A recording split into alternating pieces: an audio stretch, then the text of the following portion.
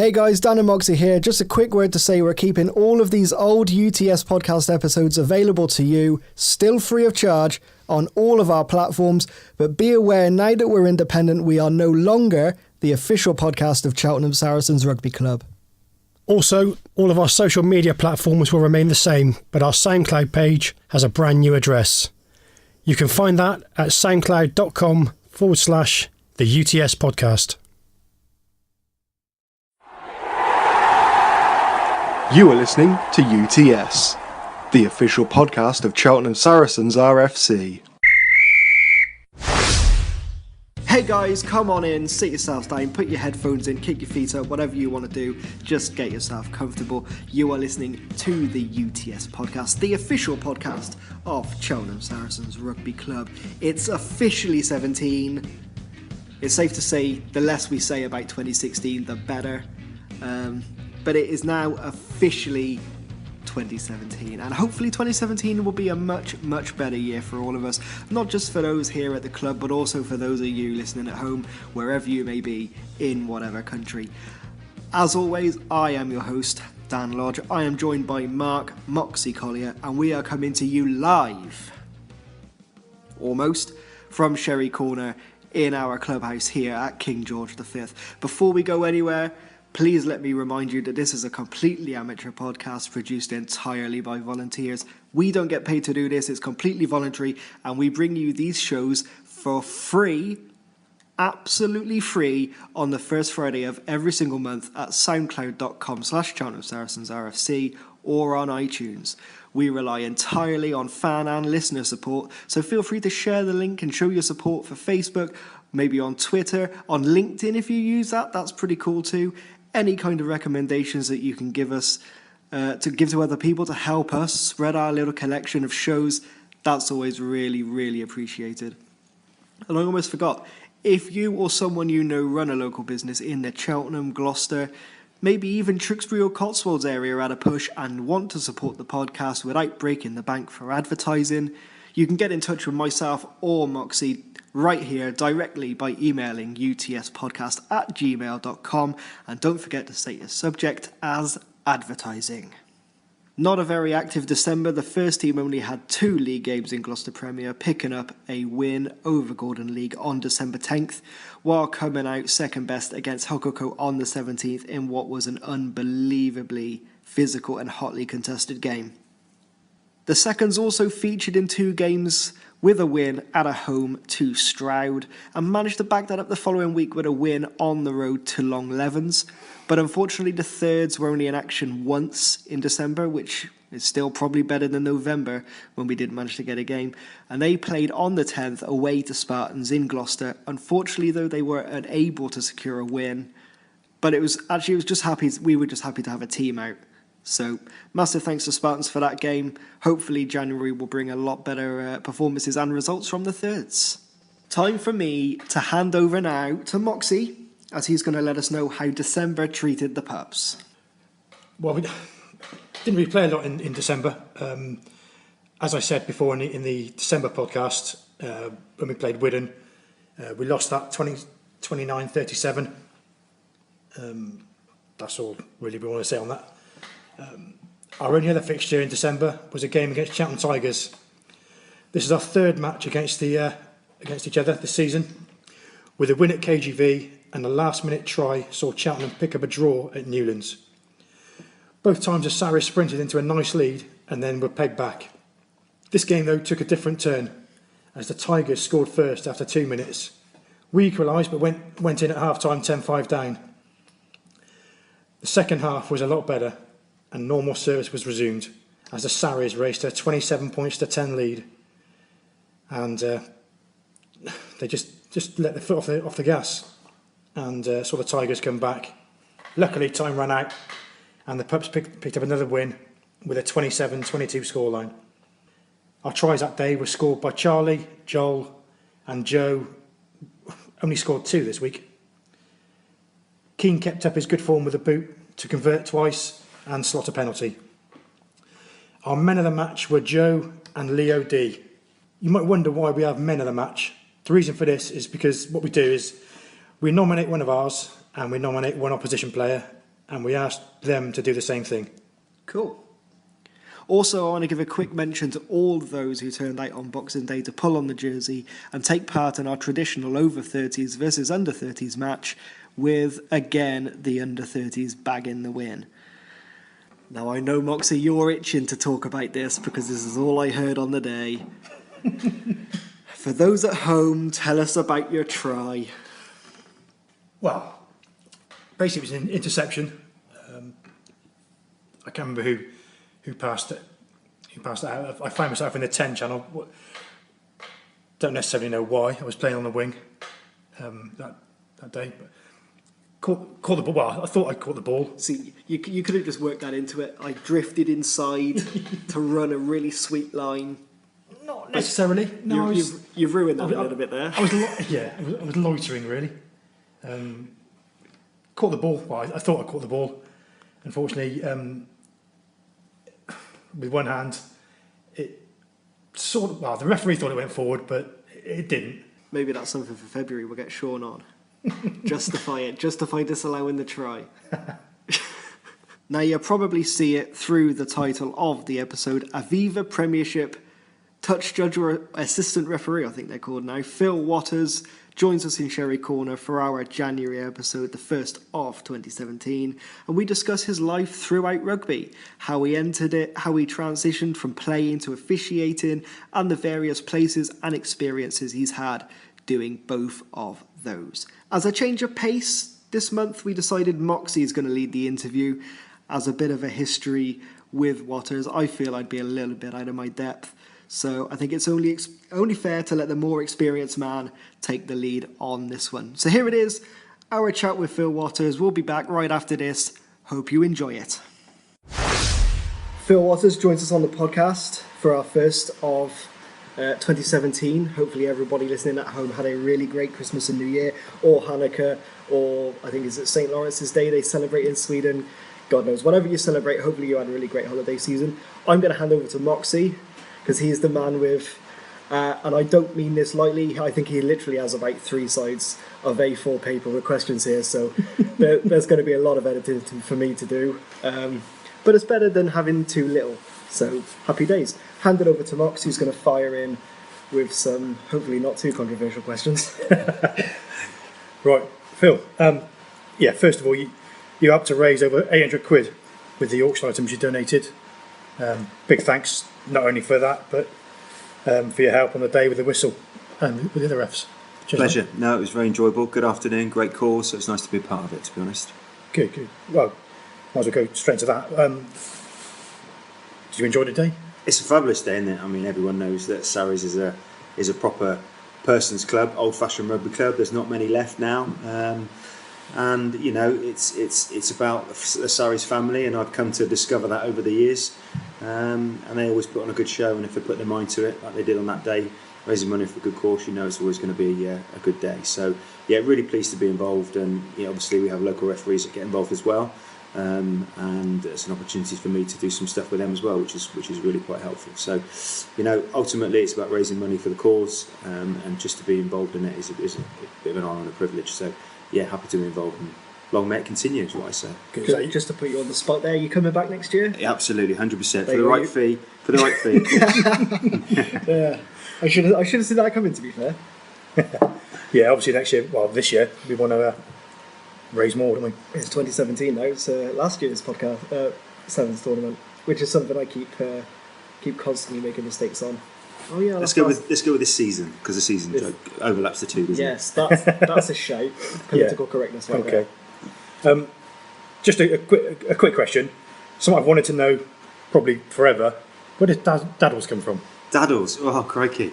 Now, if you cast your mind back, for those of you who are quite considerably younger than me, and you, Moxie, they might not have a clue, but back in the 90s, I'd say it was, we used to have Test cricket on the TV. We used to obviously get Test cricket on the TV now, but what you used to have was a situation if someone was out for a duck, 0 runs, then you used to get an animated duck that waddled across the screen. I don't know whether you remember seeing that at all on the TV. Now that duck, believe it or not, was actually called Daddles the duck. Now many moons ago, when I was playing rugby for Cheltenham, I was playing with a very good friend of mine and a good local rugby player called Matt Watts. And he commented after the game on a particular occasion that at one particular time during the match I waddled across the pitch like Daddles the duck. And it was a long time ago and it stuck, and it's stayed with me ever since. And you know, friends, foe, family, work colleagues, even my daughters call me Daddles. It's just one of those things that I answer to as opposed to Phil. So yeah, that's where it originates from. Yeah, obviously now you've taken up the whistle, but before then, a while ago, you did actually play. I like that, a while ago. Yeah. Very politely put. Very politely put, Mark. Can you take us through your journey in rugby? I'm glad you called it a journey as opposed to a career. That's very, very good use of words. Yeah. I mean, obviously Cheltenham Rugby Club has been my home rugby club forever, really. I started with the minis and juniors probably at about 12, and involved with the likes of John Wood Senior, who sadly has passed away, and John Woodward, who's still very much around local rugby. Worked and sort of continued playing through up into the infamous Colts era, which in my day was Colts competition was a massive thing. You know, Cheltenham at the time, and for a period of several years, had probably arguably one of the best Colts side in the country. Despite the sort of league position of the senior side at the time, we used to play all the top teams in England and Wales, and often beat them, and on occasions go through whole seasons playing the likes of Northampton and Leicester and Wasps, the sides from Cardiff and etc. and beat them quite regularly. And you know, Cheltenham Colts was a great force to be reckoned with. So I played for Cheltenham Colts. Under my captain at the time was Richard Milner, a very good friend of mine who lives the other side of the world now. And then from Colts, we actually then started an under-21 side, which I captained for a couple of years. Played with the Cheltenham under-21s, and at that time I sort of broke through into the senior side, mainly with the help of Dave Prothero. I don't know whether you remember Dave Prothero, but he was a local school teacher who took over at Cheltenham and gave some really good opportunities for some of the younger players. Sadly, Dave has passed away. He's dead a few years now. He was killed in a car accident. Well, actually, he was run over while he was drunk walking home from a bus after a game, which is, you know, quite poignant. If there was a way for him to go, that probably would have been one of them, all quick and very sudden with a few beers on board. But I do remember that day. A very sad loss indeed for the club, and you know, for the local community that was. And I digress a little bit, but yeah, he sort of started me off in the senior setup at Cheltenham, and I played on and off the Cheltenham first team for many years. In and out the side, depending on the favourability of the coaches that came in and out, and obviously we had a mass influx of Gloucester players, ex-Gloucester players. You know, so we're very fortunate enough to be able to say that I played in the team with Malcolm Preedy, Rich Pascal, likes of John Brain. Who else do we have? You know, crikey, Derek Morgan, Nick Marmon, Richard Mogg, Don Caskey. These guys that, you know, were household names before the rugby went to professional. And you know, these guys are local legends, so I was very privileged to be able to play with them for several years, and then just sort of continued playing for Cheltenham, and then several years later got an opportunity through my sort of connections in the job that I do in the police, because I played for the Great Britain police team as well for 7 or 8 years, and was asked to go over and play up at Stourbridge. Had an opportunity to play with them for 2 or 3 years, which was great. Good opportunity playing at sort of level 3 and level 2 rugby, which was way beyond anything I've been involved with before. Good opportunity and great experience for me to play with some really good players who played top flight rugby. Did you get any caps at county or southwest or any sort of? Yeah, regional? I played county Colts and under 21s, and then played also for the Anglo-Irish setup was at the time, so I played for the Anglo-Irish under 20s and Colts and under 21s, and that was probably about it really, apart from, you know, getting involved with the British police side as far as representative stuff's concerned. Joe Average player. Talked a good game. If we keep with the playing side for now, what would you say would be your best game you played in? that is a really easy one for me to answer. I know if you probably ask a lot of people that, they probably sit here and think of many different games, but for me that's a really easy answer. Forgive me, I don't know the year, I can't remember the year, but several years ago we played before Cheltenham in I think it was the Southwest Merit Table. I don't even think what it was called, to be honest, but it was a game against Newbury, last match of the season, away from home at Newbury, and whoever won that league match was getting promoted into the National Leagues. Again, that was back in the era when we had Malcolm Preedy, Butch Pascal, John Brain, etc. And that particular team that day, we went to Newbury, very much the underdogs. They had the likes of Mike Rafter paying for them, who was international fullback, quality player, and they had plenty of money, so they had some really good players, and they didn't expect us to win, and we went down there and we beat them, and we got smashed and had a great few days. In fact, I think we got drunk for about 4 days. But that without doubt was my most memorable game. Was fortunate enough to play in that lot with Mark Pittman, who's a very good friend of mine. We've sort of grown up playing rugby together, and I think both he and I scored tries that day as well, so it made it quite a memorable affair, and that would definitely be it for me. Nice. Did I don't know if I'm making it up, hopefully I'm not. Did you hold any records for points in a season? Yeah, at some point I did, Matt Watts was quite a prolific point scorer for us at Cheltenham, and then one particular season I think I surpassed him and won some awards. And we used to get recognition each month from Jewson, because Jewson were the National League sponsors, and they used to pick a player of the month and a kicker of the month, and I was very lucky I won the kicker of the month a couple of times in that one particular season, and also won the player of the month thing. Must have been struggling that particular season, but I was lucky. I was lucky enough to pick it up. Did you ever get any photos in was it the Rugby World and Post? Rugby World and Post, crikey. Is that the magazine? Or the magazine. Yeah. I made the pink un. Oh, well done. Yeah, that was the local newspaper, which is very sorely missed. The pink un. Do you remember that? Yeah. I'm not quite sure, but they used to do regular updates, didn't they, about local rugby? Yeah. And I think the awards were posted in the Rugby World and Post for the Jewson winners each month when they did their monthly publish. Yeah, the reason I say that is going back to the Cheltenham Colts. I remember our year were in that, so I was at Cheltenham as well. Our year were in that photo for Team of the Year? Team of the Month, I think it was. Okay. I think it was an October edition. Were you the team that went through unbeaten? No, I think that was a year above or below us. But I think that was the. That was Matt Townsend's team. Yeah, I remember. That was the year that Mike Pittman scored that drop goal. Yeah, against Northampton. Let's not talk about that anyway. No. We're here to talk about Mike Pittman.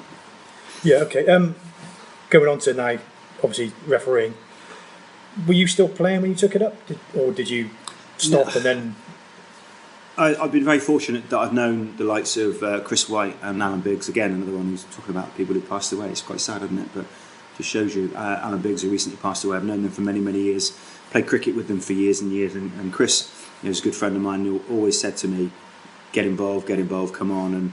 And I never listened, because at the end of the day, for us at the time, rugby was about the weekends, about each other, about going on the lash after the game and living for the weekends, really. And I wanted to continue doing that for as long as possible. With hindsight, I wish I'd have taken it out when Uncle Chris told me, because having had the opportunities that I've had slightly later on in life, to be given those slightly younger, things might have been a little bit different. But no, I stopped playing in 2006 because I suffered quite a bad facial injury, and I got titanium plates and screws all in my face, and broke my nose many times, and had to have it all rebuilt and restructured following an off the ball incident in a game many years ago. But we don't need to go into that. Yeah, I remember that. Yeah. And so I just got to the point really where it was, I'm not getting any better. I'm getting older. I'm getting slower. I never was particularly quick anyway, and that so I was almost going backwards. But I stopped playing rugby, and I took my coaching qualifications first before I even considered being a referee. And having done my coaching qualifications, I then took up the whistle. And it was a funny one. I just kind of decided I didn't really know whether I would enjoy it or not. And the advice given to me with Chris Which one, the coaching or the coaching for me is something that, you know, it's still something now that I would love to be involved in, and I can always go back to at some point because I've, you know, got some coaching qualifications and can continue with those later on. But refereeing wise, Chris and Biggsy said, you know, just do as many games as you can just to see if you like it. And my first season, I actually refereed 89 games in a season, which is mental. And effectively, I was doing a university game on a Wednesday, I would do a school game on a Saturday morning, and then go and do a men's game Saturday afternoon, and sometimes even a ladies' game on Sunday.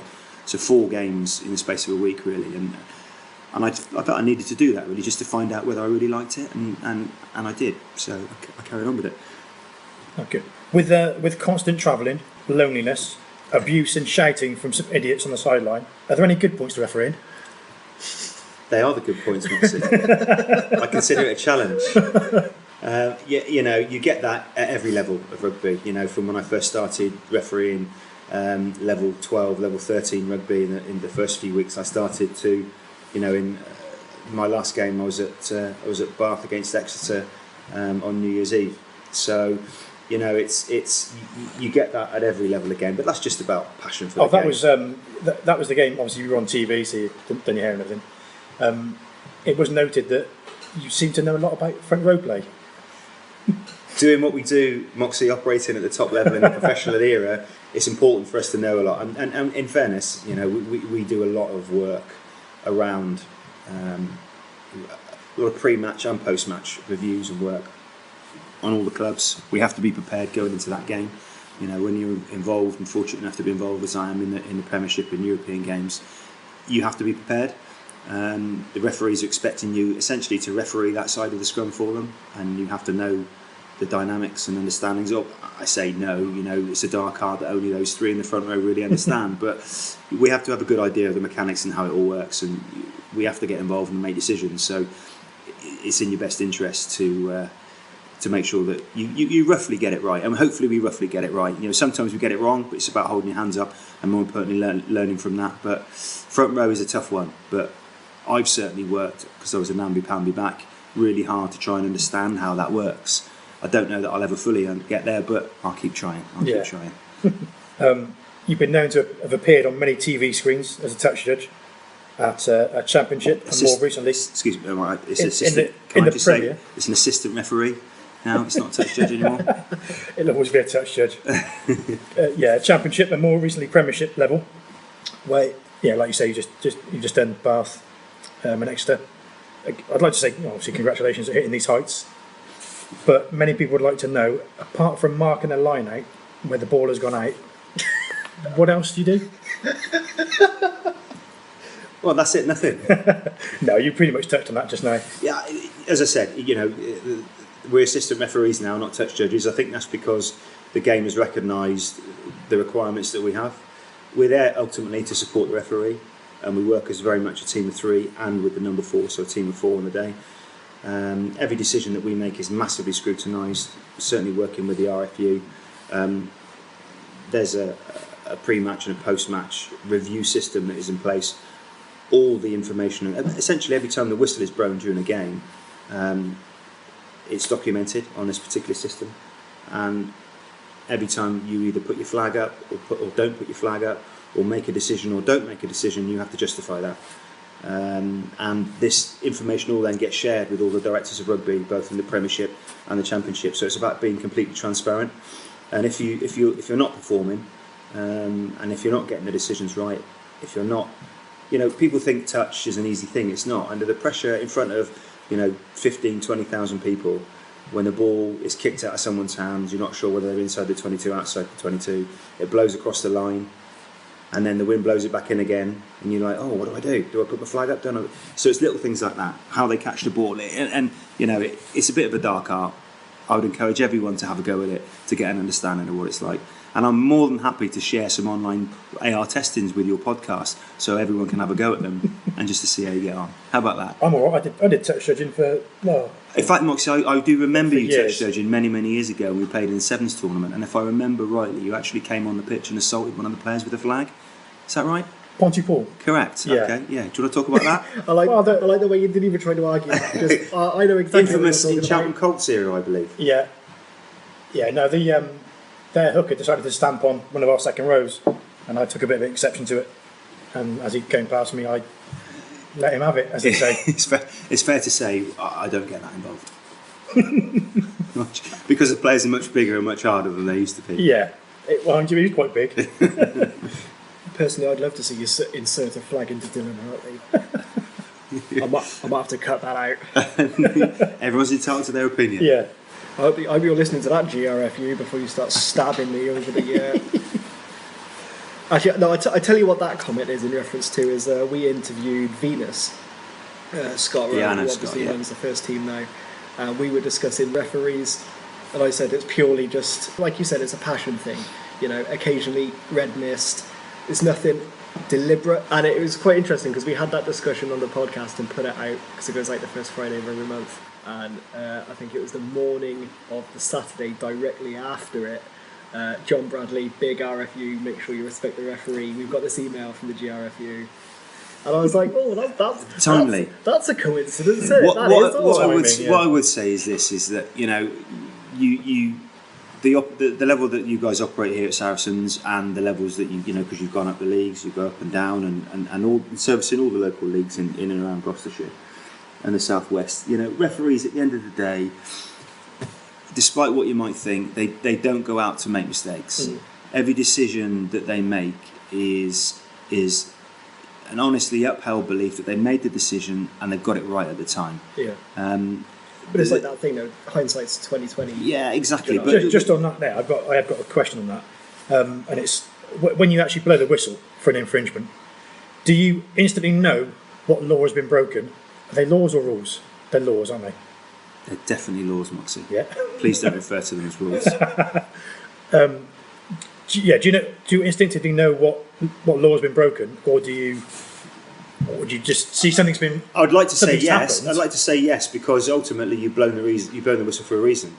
Okay, so you're reacting to a subliminal decision that you've made in your mind, and then you've then gone and demonstrated it by blowing your whistle and sticking your arm in the air.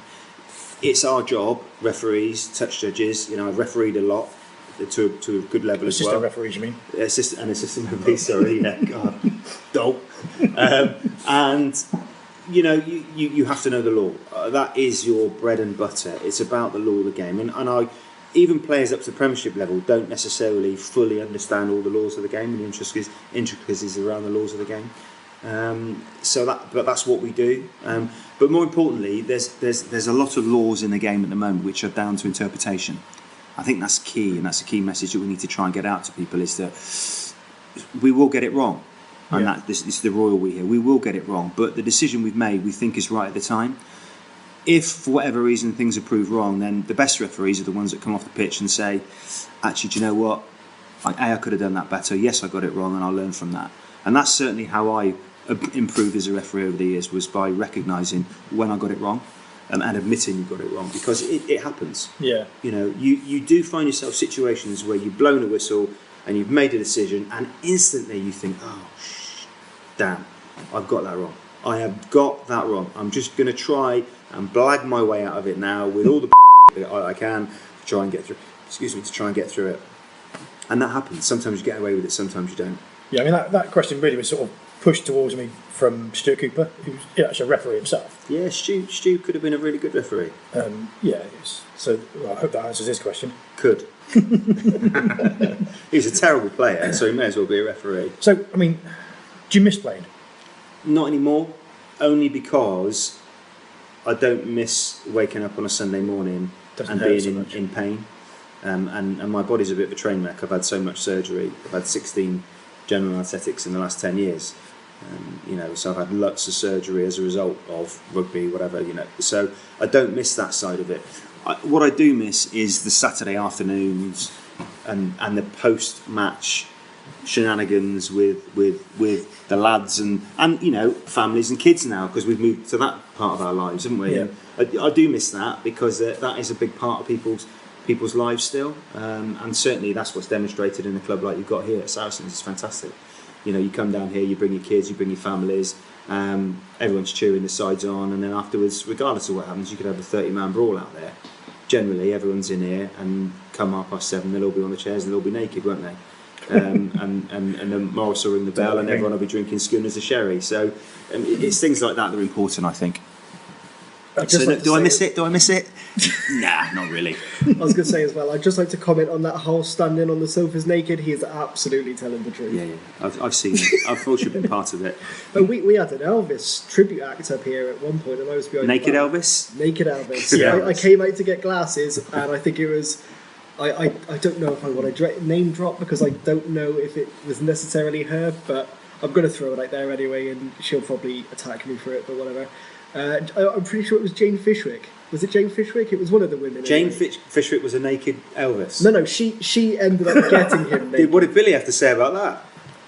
I don't know. To be fair, I don't know how many Guinness he's had at that time. He must have been all shook up. Ba-boom. Oh dear. Moving on quickly. Yeah, quick. Another one that sort of keeps pushing my way a bit. When you play an advantage, each referee is different, and he's got different views. Yeah. Possibly different sort of lengths. Is there a set time, or do you sort of the simple answer? Each one on its merit? The simple answer to that is no. There's not a set time. It depends on what type of advantage you're talking about, because there's two distinctive types of advantage. You're nodding your head. I'm going to ask you now. What are they, Mox? Yeah, 1 and 2.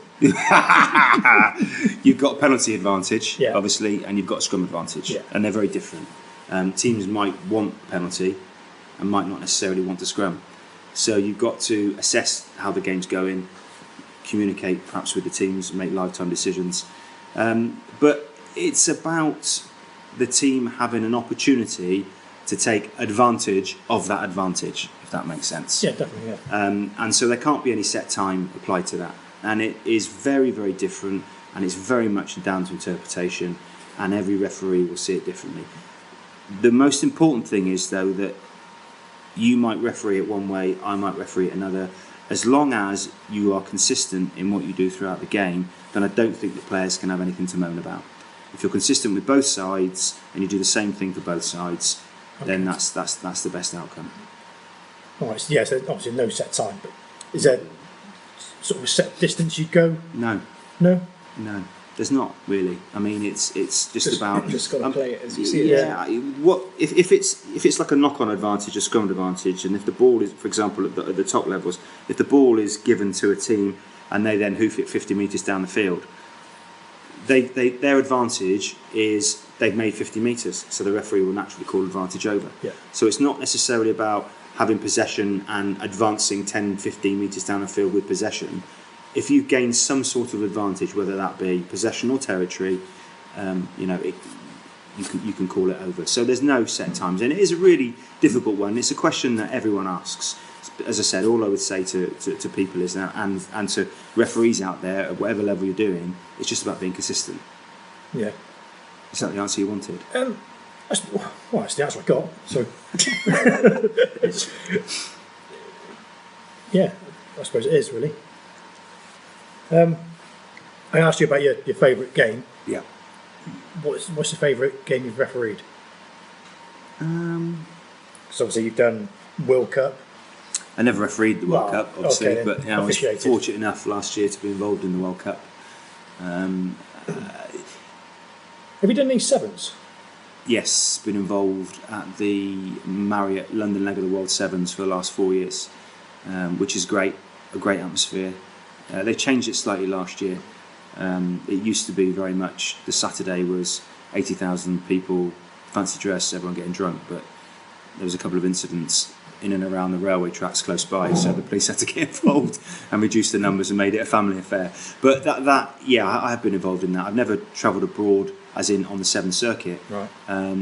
But I've refereed abroad, and probably one of the most memorable refereeing experiences for me was going to, believe it or not, Israel. I had 2 weeks in Israel.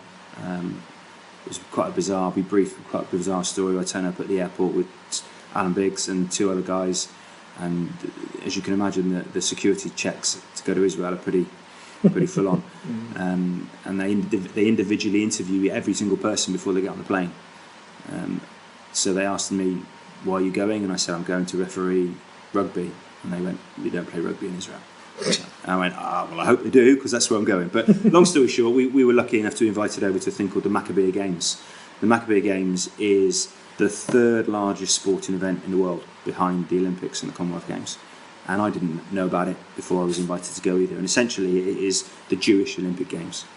And you have people that are involved in what I would call the normal Olympics, the real Olympics, that also participate in that as well. And we were there for 2 weeks refereeing the sevens and the 15s tournament. And that was just a phenomenal experience to go to a part of the world like that and be involved and referee. So, your favourite match, referee? Specific match? Is there one? I don't know. There's kind of been so many, really. Well, okay. I mean, ultimately, at the end of the day, as a referee, your ultimate goal is to referee at Twickenham. And I was fortunate enough to referee at Twickenham a few years ago, to referee one of the, I think it was a County Cup final. It was a County Cup final, or it was sort of the under-18 Daily Mail type schools final. Okay. Forgive me for not remembering, but I remember the day fantastically, and so it's just being able to run out at Twickenham and be a referee was a really, really great experience. So that would have to be my singular most enjoyable day, was running out as a referee at Twickenham. There was only 18 people there, but it was nice to be there. Dan, you got anything? I was going to say, didn't you play a role in the under-20s? This year, yeah. I was, again, very lucky. As I said, I sort of got to the point where my refereeing wasn't really going any further because of my age, and fortunate that the game that I'm involved in is run by the RFU, and they're full-time referees. So the decision and the opportunity was, do you want to come across and be an assistant referee?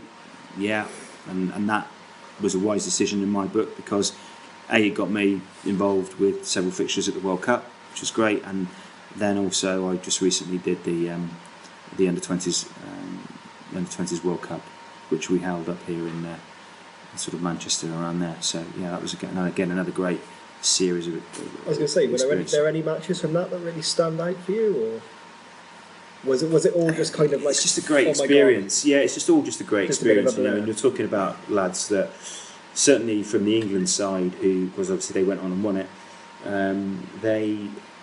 Some of the key players in that are established World Cup winners, and you know that perfectly well. Here you've got the likes of the Burnses that have been involved. Billy was involved in the 20s a couple of years ago, and I think they won the World Cup when they were playing in New Zealand. Yeah, Jacob Rowan has been involved. Yeah, as well. exactly. I mean, you've got guys like, in fact, Jacob Rowan. The last game I actually refereed, proper game, was when Jacob was he was captain in Leeds, and I refereed Leeds against London Welsh. I have to say, don't mention him and Leeds. I have to say, he was my favourite player in the Championship. I'm not just saying that. That's genuinely, he's a great guy, and he's a great asset for you to have at the club here. He's a good lad, as is Billy, very much so. The opportunity to have those guys around it is brilliant, isn't it? Well, I mean, you can see what they do on and off the field. Oh yeah, up here. You can see it. It pays off. It really does, and they love it up here as well, which is really great. So they're young lads that love rugby at the end of the day. So they're privileged to be in positions where it's their job, and there's always an expectation that they should give something back to the communities, but they don't have to. They go out their way to do it and be above and beyond, and ultimately it's about creating an atmosphere, and I see the posts that they put out on your Facebook sites and stuff, and you can see how much effort they put in, and it's hard work running a rugby club. It's hard work being coaches at a rugby club, because people have got normal lives. They've got work, they've got families, they've got other commitments, and it's tough, isn't it? But it's great to see. It's great to see. I was going to say there is one more. I mean, I don't know whether we'll use it or not, or we'll see when it comes to the final edit.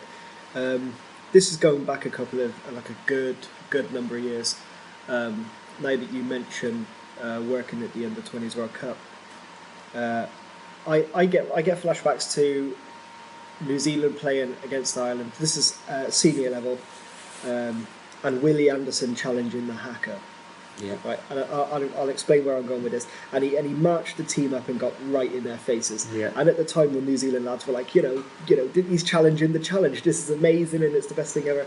And I watched a couple of videos from a few years ago. I think it's like 2010, 2011ish, when New Zealand were playing Ireland under 20s. I think it was like 21s at the time.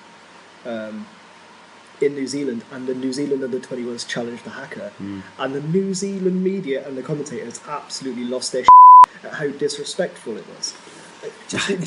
Do you think that maybe, and maybe this will be seen as a little bit of a controversial thing, maybe it is, I don't know, but do you think because of the hacker, New Zealand kind of want favoured treatment? No. If that's the question you're asking me, then no. Yeah. But listen, end of the day, but there is that change. The haka is it's part of world rugby. It's iconic in rugby. Even now you can sit and watch, and you don't have to be from New Zealand to get the hairs on the back of your neck standing up. And those guys we just mentioned that are part of your club here have faced that. When I went on rugby tour with the British Police, we played the New Zealand Police, and I was fortunate enough to stand opposite that, and it really does get you going and gets you buzzing. And one of my best friends and godfather to my daughters is a Maori boy, Kramer Manaki, who was here playing at Cheltenham. He's a bit of a local legend around here. I went over as a groomsman for him at his wedding in New Zealand, and their family, the tradition with the haka is immense. Now, I remember the storm that hit about things like that, but I spoke to him about it, and I just went, Craig, what's your thoughts on this? Because my natural reaction is, well, they can't do that, they're taking the and he's like nah, it. It's a challenge, bring it on, that's what they do. And they just, it's kind of been accepted that they do their little New Zealand haka dance, and I don't mean that disrespectfully, and everyone else just stands there and watches it. But at the end of the day, you've got international rugby players who are wanting to kick lumps out of each other, and as much as doing it, watching it gets you just as pumped and just as excited. What was your thoughts when you faced it? It's amazing. It's intimidating, but it's stimulating all at the same time. So it covers every single base, really. It's fascinating to watch and to hear, and you get completely absorbed in that moment, and complete tunnel vision. Everything around you is gone, and you're there, and you're cold sweat, and you genuinely have got hairs on the back of your neck standing up. And it's a fantastic experience. And you have to respect it because of what it means. And I think it's great, and the other nations that are involved and do it as well, Tonga and Samoa and teams like that. I think it's great. It's almost theatre, isn't it? Yeah, a little bit, but it's not just theatre. It means something. Yeah. No, I don't mean that. For the world's media, it's a bit of theatre. Yeah. But when you come down to it, it actually means something, and you can tell by the way in which they present themselves, and just look at the way their body contorts and their faces. The ball, it's not. They're not just going through the motions. That is the moment that happens. It's game time, isn't it? It's like, here we go, and that's what makes them and has made them the best side in the world for so many years. Little bits like that, but I don't think they get favoured treatment because of it. I just find it very strange how you can go from when back in the days when Willie Anderson was challenging it, it was seen as, oh my God, he's challenging the challenge, this thing's amazing. And then, I don't know how many years, maybe 15, 16, 17 years down the line, and then have the commentators be like, oh, Ireland are being really disrespectful for challenging it. And it goes back to that. I guess New Zealand. I understand what you're saying. I think it's down to really strange. Absolutely, I agree. But I think the media have got a lot to blame for that. Yeah. And they play their part in that. And it's just. I suppose for them, a little bit is it's a bit of a way to kind of stir up a little bit of an emotion. Yeah. I mean, for me, those at home, if they didn't do it, it would be a massive loss to the game. That's my personal view. Cool. Yeah, it would be. Anything else? Yeah, I've got before I go through some questions that we've been asked by the people. The people. This scares me a little. Yeah, no, it's fine. They're all friends. Wow, I think to us. Friends to us. The first one really is from an old teammate. I think he wants you to talk us through your tackle on Lodgy. Okay. Well, listen. At the end of the day, I mean, Lodgy. I've played with Lodgy for years and years and years. I've been trodden on him many, many times. That's his claim to fame. He used to wear woolly socks that, bless his mum, she used to make for him. He never wore Cheltenham socks. He had big, thick woolly socks that he wore for years and years and years. They used to weigh about a stone by the end of every game. And Lodge used to tread on people. That's what he did. But he's a lovely man and a great friend, and obviously very humble to be involved with the joint celebration that he had on that day with his birthday with Mark Harris. And Mark Harris, for his retirement, which was quite an emotional affair for him, Mark, because it was just great to be involved. But at the end of the day, it was becoming a little bit too staged for me. There was like, let Lodgy score on his 50th birthday from 50 yards, and they're all diving one way and then the other, and I just thought, balls to this, let him have it. So I chased him down and smashed him. The irony is, he actually hurt my ankle by doing that, because his boots kicked up and he kicked me in the shins when he did it. I'll be honest, he's hurt me in training. He's even trodden on some of the I think under 12s or under 13s at the time. He's possibly the clumsiest man in rugby, full stop. Yeah. And if there was like an award worldwide, I think he'd certainly be a good contender. Oh, definitely. Yeah, clumsy oath, but a great man. Yeah, great man. Lodgy, I love you, but you're a dick. Right, let's get on to the questions then from others. I've got one here from Crispy, Mike Crisp. You're looking a bit nervous. Well, Crispy's a funny man, isn't Don't he? worry. Crispy is the devil and the angel all in the same breath, isn't he? Yeah, you could decide which one this is. Why don't more professional rugby players become referees? There's a really, really simple answer to that, and I think it's probably to do with money. Professional rugby players are on big bucks now. Their contracts, I say big bucks, they're on good money. Certainly if you're involved in the Premiership and if you make it to international level, then you take it to a different level altogether again. And the natural progression for them after their playing careers end, I think, is probably to get involved in coaching. It is a real shame. We're trying, I say we again, that the RFU are actively trying to get more people out there. There's ongoing media presentations at the moment, a thing called Keep Your Boots On, which is being publicised by the RFU and out to clubs and getting players from all ages that have stopped playing rugby. But professional rugby players, they've come from an environment where it's financially very rewarding for doing a job that they love, and they're very naturally and gifted and talented at. Poacher term gamekeeper, that's the phraseology that people use when we come across and play, from playing to refereeing, and it's quite a hard transition, and some of them I think probably just don't fancy it. It would be great to see more professional rugby players involved, or ex-professional rugby players, because of their exposure, their experience, their understanding of the game, their ability to be able to see things unfold in front of them, and therefore they can make decisions lifetime, which are rugby decisions. I think that goes. That's been taken out of the game a little bit. Yeah, going down that route, you hear all the time, don't you, that people say, "Oh, he's never played the game, so how can he? How can he?" There's a lot to be said, and I've always been a firm believer that you have to have played the game to whatever level to have an understanding of what it's about. I've always said that. However, there are exceptions to that. Okay, and you've got the classic example at the moment is there's a guy who I've worked with several times this year, or I worked with at the weekend, called Craig Maxwell-Keys, who referees in the Premiership week in, week out. He's involved in World Rugby now. I'm with him in 2 weeks, Ospreys against Lyon in the European Cup. This guy never really played rugby, but he's a very clever, intelligent man, and he understands the game, and he's worked really hard trying to figure out. Now, as you go further up the levels, to a certain extent rugby becomes easier to referee because players are more professional, their understanding of the game is better.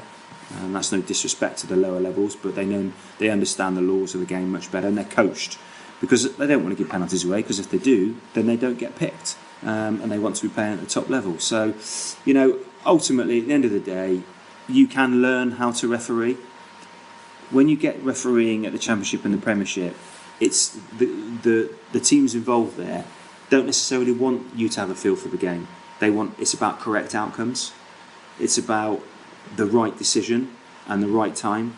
And you're not there to balance the books. You're not there to give one side we'll give you a bit of a hand for 5 minutes because you've been struggling. It's very much black and white. If there's an offence under the guidance of the laws, you penalise it, and that's the expectation. So the higher the level, the less experience you need to have. But, the understanding of the game is important, and the laws, yeah, absolutely. But it's black and white. If there's a penalty, if there's an offside, you penalise it. Simple as that. Are you aware of all the cameras?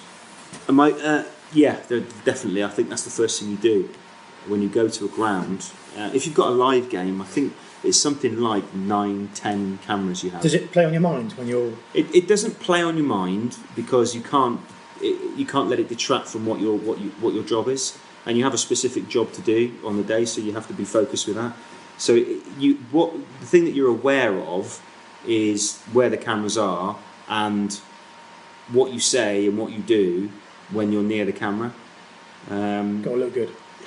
You just got to look professional, and you've got to sound professional. Yeah, right. You know, and I know you say that tongue in cheek, but yeah, you do. It's important, and where you position yourself and how you get. You're certainly aware. I'm trying not to dig myself a massive hole in. You're very much aware, definitely. Yeah. Okay. Another one from Coops. What are the throwing questions at you today, isn't it? What are the most commonly misunderstood laws? Again, these are the laws that have an element of interpretation around them, I think, and that the most obvious one is in and around the tackle area. Who can compete for the ball? Who can't compete for the ball? Who's got rights? Who hasn't got rights? Who's on their feet? Who's not on their feet? What can we do? What can't we do? That type of scenario. And there's an element of interpretation around that as well. And certainly when you've got lower level games where, again, I don't mean it disrespectfully, a lot of players spend a lot of time off their feet, and the tackle area becomes a real fight. They don't necessarily understand what they can and can't do and where they've got to come into the breakdown from, and what is a tackle and what isn't a tackle. Little things like that. I would just, they're hard. All these constant changes can't help. But the changes are being brought in really by World Rugby to try and make the game more attractive. Okay, so that more ball in play time, less scrums going in and collapsing and going to ground, so how we have reset. More importantly, they're about safety, and that's the overriding factor. Yeah, that's the ultimate, isn't it? Yeah, and so they're brought in for a reason, and everyone's going to have an opinion of whether it's a good or bad law to bring in. But ultimately, if World Rugby say that's what it is, that's what it is, and we just have to roll our socks up, pull our sleeves up, and get on with it. Okay. Even the Sarries boys. Yeah. Right, here's one from Pitters, Mike Pittman. In your playing days, I've heard you weren't the best at tackling. Who's the best tackler you've ever played with? Well, I'd like to dispute that. I thought I was really good at the odd cheap shot every now and then. I used to quite like tackling Mike Pittman. I take offence at that. Cheeky sod. Who's the best tackler? He didn't say he didn't like it, he said you weren't the best at it. Okay, fair enough. That's different. The best tackler, crikey. Okay, so if you're looking back to people, some of the old guard that I played with, Mike Steele, people like him, John Wood, Junior. These guys just go around and knock people down. Even the likes of Adam Tarpley. He's still playing now, isn't he? Completely and utterly headless chicken. Ran around all day, but if you just pointed him in the right direction, he would just knock people down all day. Phenomenal tackler. Didn't care. Physically, ferociously, without a doubt, probably Kramer Ranaki, who He's just a mountain, wasn't he? He just destroyed people, and it was a different world when he came across. He played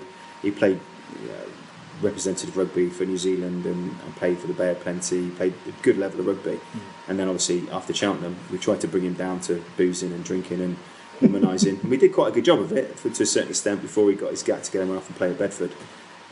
Playing Championship rugby. He was a phenomenal tacker. He just used to cut people in half. And even people like Ian Johnson that played in the centre. Ian Johnson was a great ball carrier and used to tackle people hard. Just trying to think who else was there, Moxy. Can you think of anyone else that used to stood out? Well, if you ask me, mine, Yeah, it's Timmy Meadows all day long. Timmy Meadows, yeah. Timmy Meadows. Pound for pound, probably the best tackler I've ever seen. Yeah, he was good. He was only a relatively skinny lad. Carried his weight well, just worked hard and tackled people all day. Yeah. That's they're the people I probably get. I'm sure I'd probably miss some obvious ones out there, and if I did, I apologise. Obviously, I would put myself as a close second to all of those people, but Okay. there you go. There is another one here from Pitters. Yeah. Going on about your injuries, he's saying you've suffered with a lot of injuries recently. How many days have you worked this year? I've worked a lot this year. When do you start? When you say this year, when do you start the year? Bear in mind it's only the 4th of January.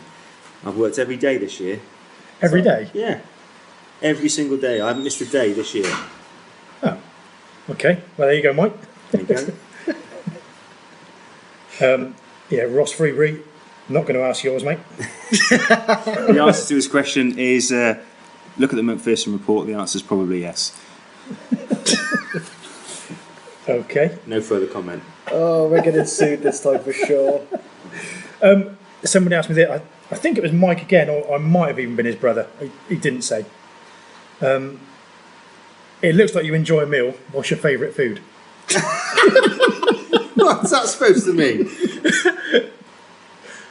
Take it how you want. Well, That's from Mike Pittman. if it's from Mike Pittman, then I take offence at that. Mike's not exactly the smallest fellow in the world, is he? What's my favourite meal? Oh God, I don't know. Chicken Kiev, skinny fries, salad cream, peas and sweet corn. Lovely. How about that then? There you go, Mike. Cheeky sod. That's probably the best question from an outside person we've ever had, ever. You look like you enjoy a meal. What's your favourite?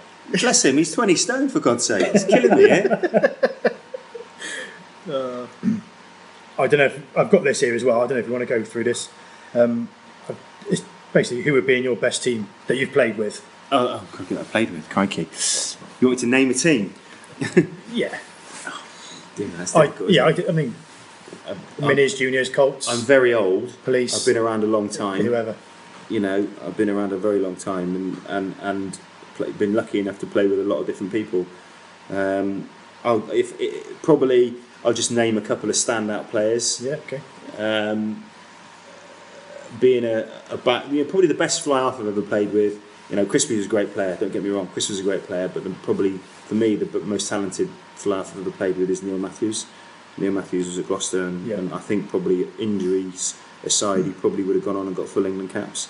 He again came across from Gloucester, played with us for a few years, and he was a great player, really, really skillful. And then you're looking at the likes of Ian Turner and Mark Pittman, who were just class. You know, at the levels we played at. Mark Pittman, it always made me wonder how he could be going so quickly, but looked like he was just jogging. Effortless runner, you know.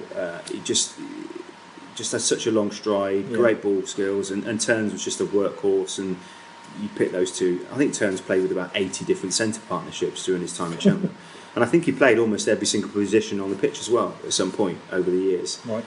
Just a legend. You know, those two guys are real talent. You know, forwards wise, crikey. I'd imagine obviously Kramer. Malcolm Preedy, great leader, great character. You know, another ex-England international. Kramer, Roger Brown, 3.5 stone soaking wet, but just a horrible little mongrel that was like a little Jack Russell snapping at your heels all the time, and you know, used to get in more trouble in the bars afterwards. People off, but he was a great rugby player, and he would be on your team sheet. Then you got the likes of people like Lee Oakey. A lot of people probably would remember him, but he was an RAF guy that played in the second row at Cheltenham. Then you got Dean Holder, who played at Newcastle Falcons and around all over the place, Henley and all over. Crikey, who else we got? There's Ross Harper, another great player, scrum half. Yeah. Played at Sale with Turner for a while. You know, we've been really lucky over the years at Cheltenham and local rugby-wise to have some really, really good players that have come and played with us. You know, they could have played for longer at higher levels, but as I said before, we managed to drag them down into the darkest depths of Cheltenham and get them involved in boozing and womanising over the years. And of course yourself, Moxy. Thanks, mate. I forgot about you. I have graced the field once or twice. Yeah. I don't think. Yeah. But yeah, that's probably it. Anything more from you, Dan? Before No, I'm pretty much questioned out. I think everything that I've asked you've already asked. I'd just like to say one thing, Yeah. if I could. Firstly, thanks very much. Actually, I want to say two things. We haven't finished yet. No, good. But I would just like to say, and rugby is what we do. It's part of our life and soul. We love it. It is part of our everyday being, really. And that sounds a bit dramatic, but it is. We wouldn't be sat here having these chats now if it wasn't for rugby and the friends, family that we all sort of have and grow with each other over the years. And that's what it's really about. But what I would say is, you spoke to me today because of my involvement as a referee and an assistant referee, and I would just wholeheartedly encourage people that have ever considered it to actually do it, because I've been very lucky.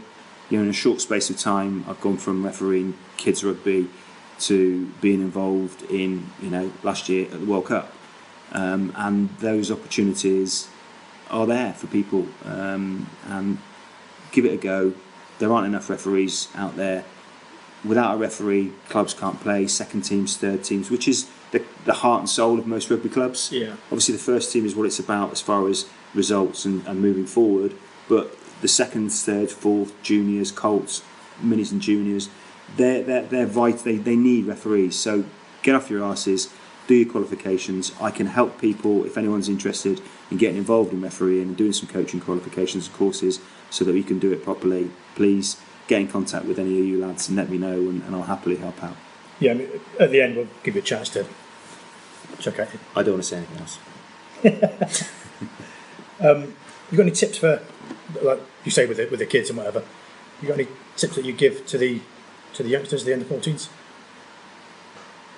Rugby wise, I would say to the youngsters, I talked about Craig Mitchell-Keys a minute ago as a referee. You're never too young to become a referee. Even at 14 years of age, we've got kids that are dotted around the country that have taken referee qualifications. Think about doing it now and doing it young, because obviously as a rugby player, your aspiration is to pull on the jersey of your national team. Realistically, it's not going to happen for a massive percentage of people. There are some that are very fortunate to do it. So, but refereeing can give you other opportunities, and it will certainly help with your understanding of the game. So, young lads, keep playing for as long as possible. I'm not telling you to give up and be referees, but consider doing both. Keep playing for as long as you can. Keep fit, keep healthy. More importantly, keep safe, because that's the message you've got to get across to these young lads. Listen to your coaches. Listen to your mentors, listen to the referees, because they're there to try and help you, and enjoy yourselves, because we do it because we enjoy it. Good, cool, cheers. We do this every podcast. They're quick fire questions. Oh no! So it's just one or the other. Go. I'll close my eyes. Right. Okay. Here we go. 4x4 or sports car? Oh, 4x4. Red or brown sauce? With what? Red or brown sauce? Brown sauce. North or south? South. Bacon or sausage? Bacon all day long. Crispy. Football World Cup or Olympics? Olympics, without a shadow of a doubt. Okay. Here's one for Dan as well. Is darts a sport, yes or no? Yes. Yes. I should have seen this coming. I tell you what it is I put a thing on Facebook a couple of days ago saying that darts wasn't a proper sport. I thought you said dance. Did you say darts? Darts, arrows. Oh, for God's sake. Anyone saying that it's not a sport is a fool. Yes, 100%. Been to the darts, been to the Ali Pali, been to wherever it is we've been. Circus Tavern. Yeah, the Circus Tavern. What an absolute fantastic sporting event that was. The best thing for me is that people actually think that I genuinely don't consider it a sport. I have zero interest in darts. People can call it a sport if my you estimation in you, my friend, has gone down quite drastically. I just like winding people up. That's what it is. Okay. The last one is slightly altered. It's not very quick fire, this, Mox, is Slightly it? altered. Right. Would you rather referee a cup final or the playoff final? Oh, What cup final of what? Would you rather referee a cup final? Yeah. Or a playoff final? any kind of cup or any kind of playoff. A playoff for promotion. Yeah. You're talking about. Oh, it's a tricky one. And cup final, because ultimately at the end of the day, that's the pinnacle, isn't it? So the pinnacle in the Aviva Premiership is the two sides that play at Twickenham at the end of the season, at the end of May. Yeah. To referee that you don't get any better in this local game. So yeah, it has to be that, I would say. Okay, fair enough. I'll do both. Okay, right. Would you rather know a lot about a little or a little about a lot? I see you've gone up and beyond. This is fantastic. I'd rather know a lot about little. Okay. You got one go in a time machine. Or would I? I don't know. I don't know. One go in a time machine. We've moved on. Yeah, shit. You've got one go in a time machine. Where and when would you go? I'd go exactly to the place that they went in the Hot Tub Time Machine film, because that looked pretty sweet. I've not seen it, so. Last one. Apart from, obviously, Sweet Caroline, what is your karaoke song of choice? My karaoke song of choice, Champagne Supernova by Oasis. I like the way it was just bang. Didn't even have to think about that there. Fantastic. I'm not singing it though. No. Funny, everyone says that. Yeah, they all actually do. I don't think we've had a single person that says no. Okay. Not singing. Yeah, well, that's it for the questions, really. Have you got any plugs for Any Twitter social media if you're on there? Social media, England Police Rugby. Got a fixture in a couple of weeks against the Island Police at Newcastle Falcons. Take a look. More importantly, Gloucestershire Referee Society. Local referees, they provide the services to the local referees. Come on board, come down, come to one of our meetings. Third Tuesday of every month at Hucklecote Rugby Club. As I said, anyone interested in getting involved, please, and I mean this genuinely, give us a shout. Even if you want to come and watch a couple of games that I'm involved in, I can take you along. You can see it at that level, see if you fancy it, see what's involved and what we do, and then take it from there. But yeah, happy days. Awesome. Thanks very much. Any of our listeners as well who do want to get in touch and don't quite know how to get in touch with Phil, by all means, feel free to get in touch with us at CheltSarisRFC on Twitter or utspodcast@gmail.com. We will quite happily forward on any questions that anyone might have, so please feel free to get in touch with us. How many listeners do you have? It's quite interesting actually. I was checking this out a couple of weeks ago. We don't have a big number, but they are like all over the world. Are they really? Yeah. Fantastic. I mean, we've got a couple in America, we've got a couple in New Zealand, we've got 2 guys in Qatar who listen. Expats? Probably. Army guys, maybe? Actually, Ex-forces? I Well, they're expats, what they listen to this for?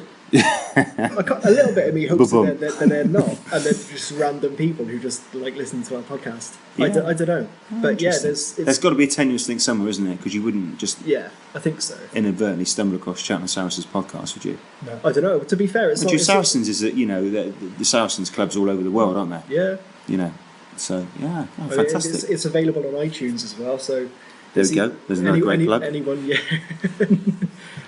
So it's easy. It's easy enough to find on iTunes. Just do a search. So please, just remind me again. If I want to listen to this podcast back, what do I need to do? You can go to soundcloud.com/Cheltenham Saracens RFC, or you can just search for UTS podcast or Cheltenham Saracens RFC on iTunes. Happy days. Thank you. Awesome. Thanks, Phil. Pleasure. Thanks very much. Cheers.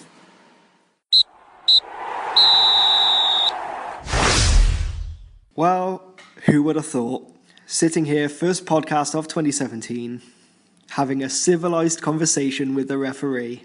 It's safe to say I think I've shocked myself a little one on that one, but thanks to Phil for coming on, and as I mentioned at the time during the conversation, if anybody listening does want to come on board with the GRFU as a referee for local rugby, get in touch with Phil on social media or ourselves at utspodcast@gmail.com, and we can forward on any info, or we can set up a way for you to talk directly to Phil, and he will, as he said, he's happy to help any of our listeners, or even friends and listeners if you want to pass on, if you want to share this around. But yeah, feel free to get in touch, utspodcast@gmail.com. We'll pass on any info or any contacts you need, and hopefully we can be instrumental, I guess, in setting that up. Well, now though, I suppose it's probably best to see or to discuss January, the first month of 2017, and what is in store for the Club of Dreams There are games, or at least a game tomorrow, but as it stands at the time of recording, we don't know who or where the game or games are. Please keep an eye out on the club's social media pages. We'll bring you those links in a short while. But for now, league action for all three teams resumes on January 14th, with the first team locking horns with North Bristol RFC. Certainly never an easy place to go. We established that last season. Very, very tough at home. That one should be an interesting one. That's North Bristol. That's 14th of January. January 21st, the week following that, we welcome table toppers Old Richards to King George V in what should be a very, very tough game. They certainly enjoy playing here. It's never an easy game for us here when we play them. And that one should be an interesting one. Hopefully it's just as entertaining as when we played them at Sandy Lee's. That's January 21st. Make sure you don't miss out. Everyone in the Saris jersey is going to have to be on top of their game for us to come out with something for that one. But as our opponents on the 28th displayed, a win over them can be done, as on the 28th we travel to Bart's Rugby, formerly Barton Hill of Bristol, who managed to upset the Richians party a little bit at the end of December, picking up a win over the leaders with just a single point in it. That will not be an easy game either, I can assure you that, especially in Bristol, and we openly encourage all of our supporters who have a free Saturday to make that trip and back the lads for that one. The second team have a month of the hills, it seems, as they host Chosen Hill former pupils on the 14th. That's their second team against our second team, right here at King George V. On the 21st, they travel to Coney Hill seconds in what's always a very tough but entertaining game. And as they close out January on the 28th, they are hosting Berry Hill seconds. The thirds open their account on the road to Brockworth seconds. The third team do not have a competitive game on the 21st, as unfortunately Old Saints appear to have withdrawn from the league. They return on the 28th, however, as they travel down to those guys at Gloucester Old Boys. Just to make a quick comment on that, all of these games that we've mentioned here are a 2:30 kick-off. We will let you know when matches resume back to 3 o'clock starts, but until you hear from us or on the club's social media pages, all of these games are a 2:30 kick-off. Time to hand back over to Mox. A little roundup of what January has in store for our youth section. Yeah, we go back into County Cup mode on the 8th, Sunday the 8th at 11 o'clock. We're at home to Stowe. On the 15th, we're away. We're away. It should be a tough game against the last year's winners of the County Cup, which was Tetbury. So that's going to be a tough game, but we'll obviously play what's in front of us. The 22nd, we're at home to Berry Hill. Hopefully they can fulfil that, because we had a bit of a struggle early on in the season. They were struggling to get some numbers together, so hopefully they can bring over a team, or even if we have to supply a couple of players, or if we can help out in any way to get a game. That's what sort of local and junior rugby is all about, making sure that all the boys get a run out. So if we can help there, we will. But that's at home on the 22nd of January.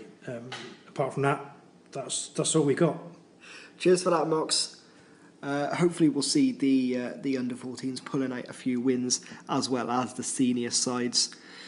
Could be a big month, especially for the first team. 5th in the league, I think we are. First time actually in a good number of years that we haven't been top or second at Christmas. Maybe that could be a good thing to try and take a little bit of pressure off. Maybe it is. It's certainly something we've never experienced for the past couple of years, but I mean it shows. I mean, all you've got to do is lose one game. If the teams around you pick up points, and you can drop from a promotion place or a challenging promotion place to a mid-table. So things are very, very tight, and things can change pretty quickly, and hopefully they will, because it would be nice to see us turn over our little kind of, I don't know whether it's bad form or a blip or what's going on over the end of November, start of December. It's been a strange run, isn't it, that we haven't been used to for probably a couple of years. Well, hopefully they'll use it as a bit of a wake-up call, bit of a reality check, and hopefully we can kick on and we can make a season of it. Don't forget, If you're on social media, you can keep up to date with all the latest club news and events, training and fixture updates, results, league tables and match reports on our various platforms. If you're on Twitter, you can find us on @CheltSarriesRFC. If you're a Facebook user, find us at facebook.com/CheltSarries. We've also got a Pitch Hero page, pitchhero.com/Cheltenham Saracens RFC, and Jack Kerr's doing a great job keeping that updated, so do please go and check that out. Or if you're a bit more old school like myself, you can visit the club's official website, CheltenhamSaracensRugby.com. Well, it appears that our time is up for another month. It goes surprisingly fast when you get into it. Big thanks to Moxy for co-hosting and being our interviewer for this month. It's safe to say, I think you enjoyed that. Yeah, it's good fun. Nice to see Phil again. I haven't seen him for a while, but yeah, good fun. I've not seen him since July, actually, since the 7th. But yeah, big thanks to Moxy for co-hosting, being our interviewer. Possibly a favourite of mine. Well, I'm pretty sure I say that every single week, actually, or every single month. Even though he's a referee. I don't know. Hard to tell. Also, a big thank you to Kevin MacLeod of Incompetech.com for the use of our background music Motherload, which we use royalty-free under the Creative Commons License 3.0. And a big thank you to you at home, or on your way to or from work, whether you're on the bus, whether you're in the car, whether you're on foot, if you walk to work. Good luck in these freezing conditions. Your support is always really appreciated. Have a great January. We'll see you right here, same time, same day, always the first Friday of every single month. And we'll see you here back in February.